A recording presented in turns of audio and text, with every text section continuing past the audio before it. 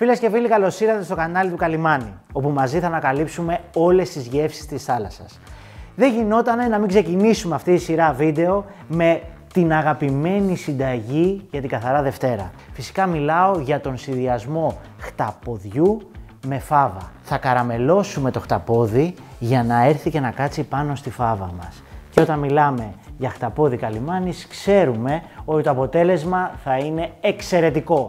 Είστε έτοιμοι να ξεκινήσουμε με την πρώτη μας συνταγή?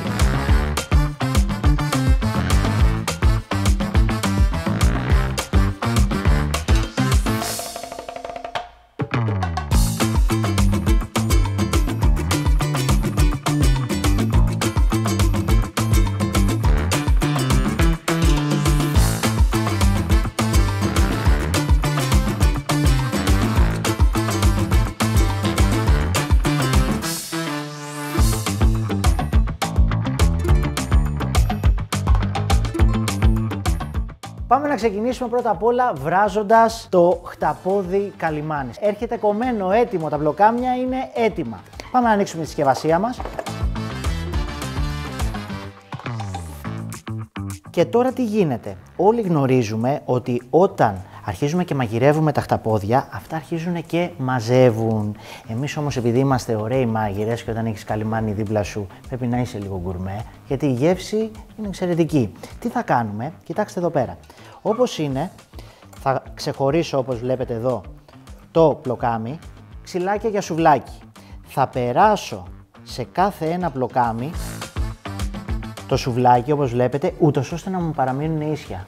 Τελειώσαμε με τα χταπόδια και πάμε να δούμε αυτό που σας έλεγα στην αρχή, ότι έρχονται τα πλοκάμια καθαρισμένα. Το βλέπετε εδώ.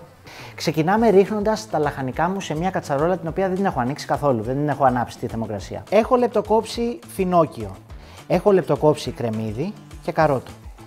Και τα απλώνουμε όλα αυτά τα λαχανικά στον πάτο της κατσαρόλας. Θα συνεχίσω ρίχνοντας λίγους κόκκους πιπεριού, θυμάρι, το αγαπημένο μου, λίγο ξύδι βαλσάμικο, λίγο ελαιόλαδο. Βάζουμε τα πλοκάμια χταποδιού Καλιμάνης πάνω από το κρεβατάκι μας. Γράψτε στα σχόλια από κάτω, έχετε ξαναδεί τέτοιο τρόπο μαγειρέματος του χταποδιού? Θα σκεπάσω με καπάκι και τώρα θα ανάψω τη φωτιά μου στο 7 και θα σιγοβράσω τώρα το χταπόδι μου για 1 ώρα ακριβώς. Το χταπόδι μας είναι πανέτοιμο. Και τι είναι το πρώτο πράγμα που παρατηρούμε?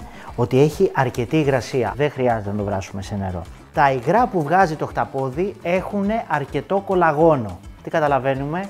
Ότι όταν θα πάμε να το καραμελώσουμε, γιατί θα το καραμελώσουμε με τη σάλτσα αυτή, με τα ζουμάκια που έχουν βγει από το χταπόδι, τι θα γίνει? Θα δέσουν γρήγορα χωρίς να βάλουμε ούτε λάδια μέσα ούτε τίποτα.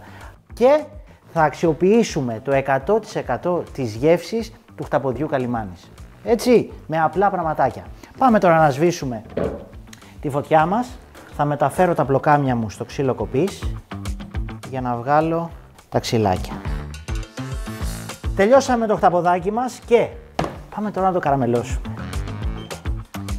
Θα βάλω ένα τηγάνι το οποίο θα ανάψω τη φωτιά στο full, στο 9. Πάμε να βάλουμε τα πλοκάμια μας. Αυτό τον ήχο θέλω να ακούσω. Δημιουργούμε μια κρούστα γύρω-γύρω από το χταπόδι. Το χταπόδι το γυρίζουμε μετά από 1-1,5 λεπτό. Θέλουμε να πάρει πολύ ωραίο χρώμα το χταποδάκι μας. Αυτό εδώ το χρώμα θέλω, το βλέπετε? Και τώρα ήρθε η ώρα να ρίξουμε το ζουμάκι από πάνω. Θα πάρουμε ένα σουρωτήρι, γιατί δεν θέλουμε τα λαχανικά μέσα στη σάλτσα μας. Τα λαχανικά έχουν κάνει τη δουλειά τους, μας έχουν βγάλει τη γλυκύτητά τους. Σουρωτηράκι, ζουμάκι. Και αφήνουμε τώρα τη σαλτσούλα μας να δέσει. Εδώ, παρέα με τον Καλιμάνη, ερχόμαστε να σας δώσουμε έξυπνες λύσεις και ωραίες λύσεις για να στολίσετε το τραπέζι σας με γεύσεις και αρώματα. Όσο καραμελώνει τώρα το χταποδάκι μου, πάμε να ετοιμάσουμε και τη φάβα. Ξεκινάμε. Ζεστή κατσαρολίτσα, έχω ανάψει ήδη τη φωτιά μπροστά στην κατσαρόλα, μέτρια προς δυνατά. Λαδάκι, μην μου το φοβηθείτε εδώ το λαδάκι, κρεμμυδάκι και καρότο. Το καραμέλωμα τώρα των λαχανικών 1 με 2 λεπτάκια. Αυτό όμως που θέλω να δείτε είναι το εξής. Το πώς ξεκινάει και καραμελώνει το χταπόδι. Βλέπετε εδώ πέρα το ζουμάκι αρχίζει και εξατμίζεται και πώς το χταπόδι ξεκινάει και γυαλίζει, καραμελώνει. Τα λαχανικά μου έχουν ξεκινήσει και καραμελώνουν και πάμε να βάλουμε λίγα φιλαράκια θυμάρι. Εντάξει, παιδιά, το θυμάρι είναι το αγαπημένο μου. Πιστεύω ότι δίνει τόσο ωραία αρώματα, ειδικά στα θαλασσινά, γιατί έχει ένα λεπτό, ωραίο άρωμα. Δάφνη και πάμε να σοτάρουμε λίγο τη φάβα μας. Θέλουμε να γυαλίσει η φάβα. Πάμε να βάλουμε ζωμό. Στην ουσία μέχρι να καλύψει τη φάβα μας. Αλάτι και πιπέρι και σιγοβράζουμε τη φάβα μέχρι να εξατμιστεί όλη σχεδόν η υγρασία και να έχουν μαγειρευτεί και τα λαχανικά μου.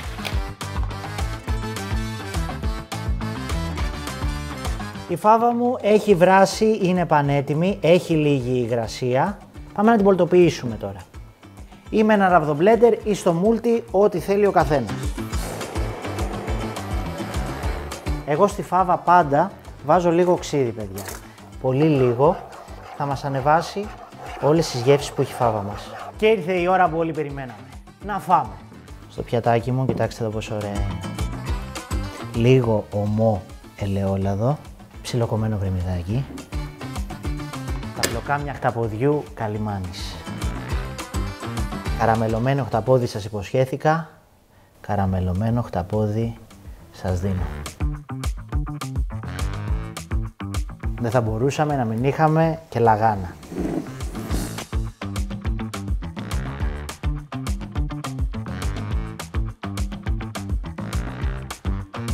Και όπως βλέπετε, με τα πλοκάμια χταποδιού καλιμάνης δημιουργήσαμε κάτι πεντανόστιμο για να στολίσουμε το τραπέζι καθαράς Δευτέρας. Ούτυρο. Βασικά δεν θέλει ούτε μαχαίρι, έτσι. Αυτή λοιπόν ήταν η σημερινή μας συνταγή με τα υπέροχα προϊόντα καλιμάνης και πραγματικά ανυπομονώ να σας δείξω την επόμενή μας συνταγή. Φιλάκια πολλά, να είστε καλά, καλή καθαρά Δευτέρα.